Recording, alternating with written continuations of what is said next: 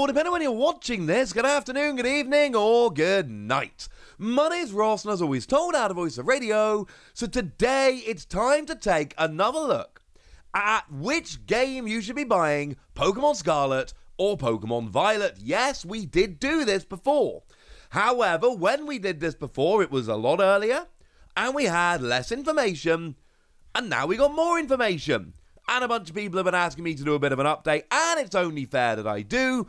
So now we have quite a bit more that we know about it. And really, I would imagine at this stage, right, that for a lot of people, it's going to come down to exclusive Pokemon. Which of the Pokemon is it that you actually want? And we now do have at least 3 different ways to differentiate by Pokemon. The most obvious, of course, being Koraidon and Miraidon. They are your box legendaries, and we now know that they're not just box legendaries that you're going to go through the story and fight at the end. You're going to be riding them as we go through the game. And that's like all the way around, right? You're going to be riding them in the air and on water and up the side of cliffs for some reason. So, yeah, this is actually pretty gosh darned important in the end.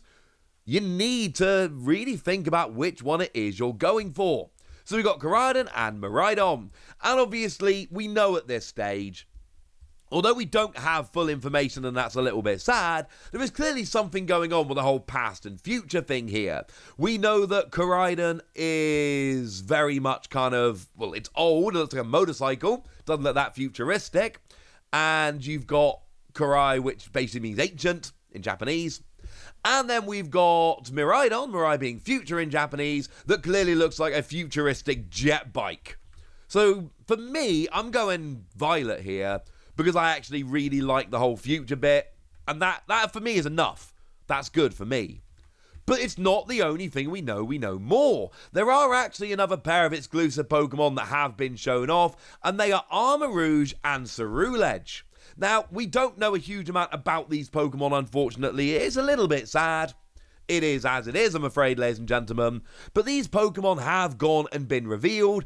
And, I mean, you can tell by the colours, although we have also been explicitly told, that these are version-exclusive Pokemon. We don't know a huge amount about them, but we do know a little bit. We know that Armarouge has the move Armor Cannon, a fire-type special move in which Armarouge moves both of its Paldrons to its hands and puts its arms together to form a cannon, allowing it to shoot its own armor out as blazing projectiles. It's one of the powerful moves that Armarouge can learn, but it lowers Armarouge's defense and special defense stats in exchange for that power, which does sound legit very interesting. And then Ceruledge, we know instead, has got Bitter Blade, a fire-type physical move that gathers the lingering regrets of the fallen into Ceruledge's swords, allowing it to focus that bitterness into a slashing attack. The swords then absorb life energy from the wounds they made, and the user's HP is restored by up to half the damage taken by the target.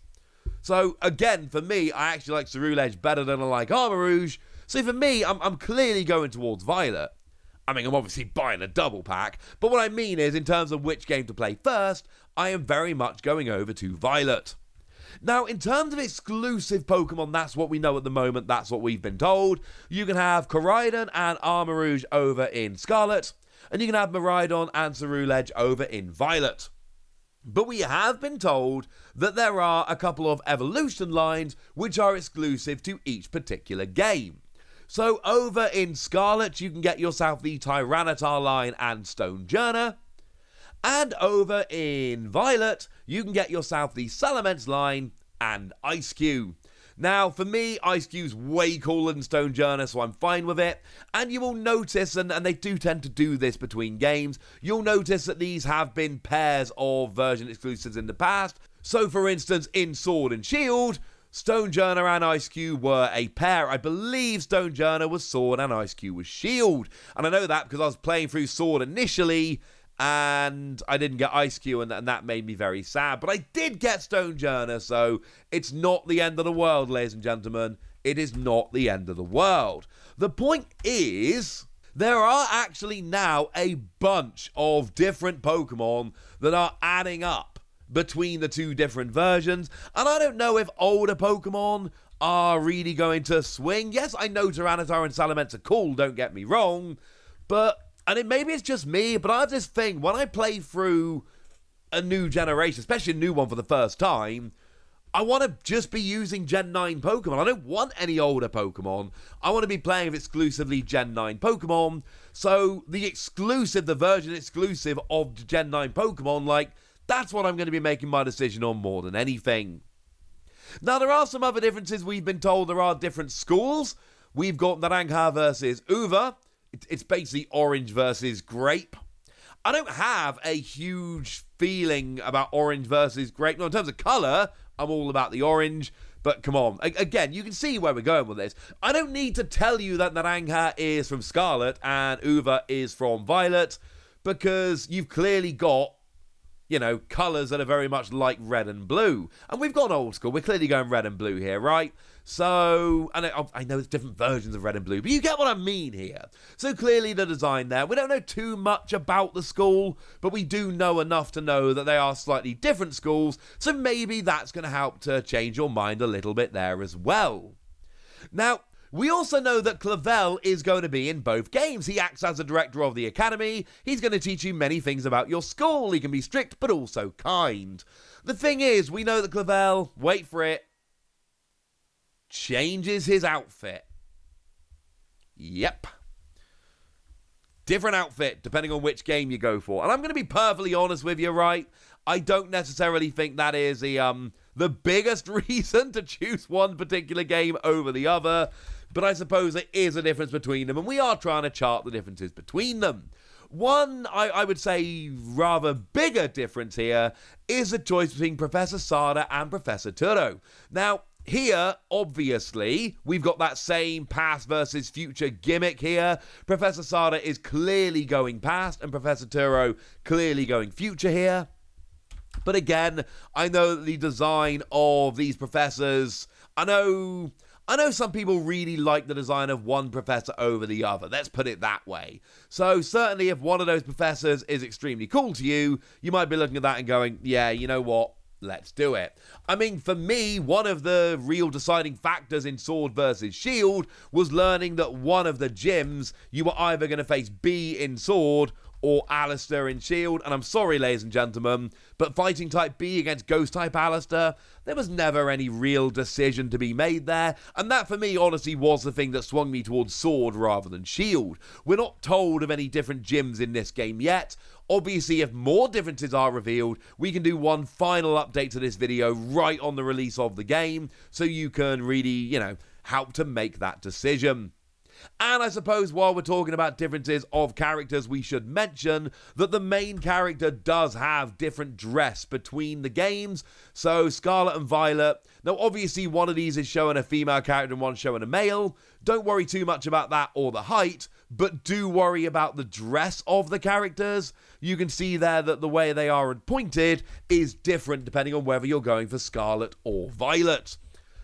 Again, this is one of those things that doesn't really make a huge difference for me, but you know, it might make a big difference to you. So, going over the differences again one more time, there are some things that aren't going to make a huge difference. Clavel's dress, the main character's dress, the school, Naranja versus Uva, I don't think any of those are hugely important, but you may disagree, in which case, use that for your decision. The decision in terms of Professor Sada versus Turo is actually quite a big decision, so that might be one that sways you. But then we do also have the exclusive Pokemon, and I do think, for me at the moment at least, that is the biggest factor. Over in Scarlet, you've got Armarouge and Koraidon in terms of new Pokemon, and Tyranitar and Stonjourner in terms of returning Pokemon. And over in Violet, you've got Ceruledge and Miraidon in terms of new Pokemon, and Salamence and Ice-Q in terms of returning Pokemon. Although again, we still don't know exactly how this whole past versus future mechanic between the games is going to come in. That to me is the most exciting thing, and I really do think that is going to end up being why I go Violet, because it is so cool having this future mechanic. But we don't really know enough about it now, so this is one of those file it away, worry about it later kind of things. So there we go, ladies and gentlemen. That's what you need to know. And now it's over to you guys. Tell me what you think about this. Tell me which one you're going to be picking. And tell me why that decision is going to be made. Go nuts in the comment section, but be nice. And then make sure you like this video, subscribe to this channel, follow me on Twitter at TheWasi. That's where we talk Pokemon, card games, all kinds of fun things. And please do consider checking out patreon.com/PTCGradio, where you can support the channel, get weekly bonus pods to answer all of your questions, join a Discord to chat Pokemon with us, and get shoutouts on the channel like the lovely Martin Cornwall, who has literally been supporting myself and PTCG Radio since we first started the podcast in 2012. So shout out to Martin for years of support and being a very lovely person. But by far the most important thing, as always, look after yourselves till next time, would ya? Thank you very much for watching. My name is Ross, and you've been watching PTCG Radio.